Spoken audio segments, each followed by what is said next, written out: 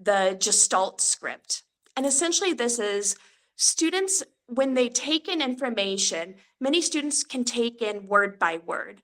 Other students take in more chunks. So the Gestalt script is great for kind of those learners who need information just in one big chunk that they essentially can memorize. And so, especially for kids who need more like multiple pieces broken down, teaching them the Gestalt script, super simple.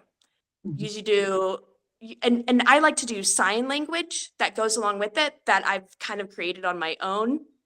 And Mhm. so I go first and then next, where I have it on my nose here, and then, and so, and I show them my tongue, then, because that's our TH sound, right? Mhm. And then I do like a goalpost, which is lastly.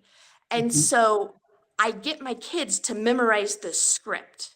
Now, Mhm. this shows up for helping them when they're reading. So I can just easily do this and they can tell me what happened first.